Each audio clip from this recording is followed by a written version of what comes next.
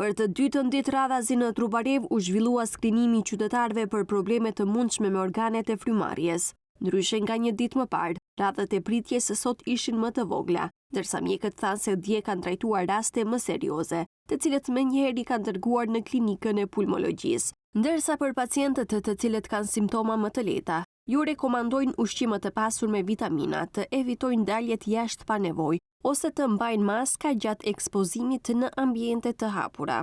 Pacientët e parë që paraqiten këtu, se kanë simptoma, kanë probleme, kanë vështirësi, edhe ato në mënyrë urgjente i dërguam në klinikën e pulmologjisë, e cila është e zotuar ti pranoje dhe ti proceduroje me diagnostikat e më të tjeshme, si kur që është spirometria, rentgeni, analizat gazore. Dje i dërguam 5 pacientë, cilët kishin nevojë për diagnostifikim të më të tjeshëm, përderisa sot ishin vetëm 2 pacientë të cilët e kanë sëmundjen obstruktive kronike. Qytetarët pas kontrolleve të kryera shprehin se ndjehen mirë dhe sipas mjekëve nuk kanë probleme shëndetësore.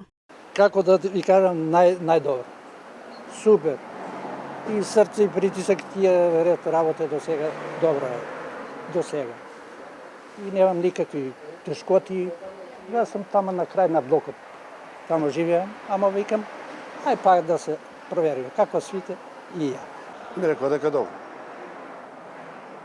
Da se ponatamo, ne znam što će biti.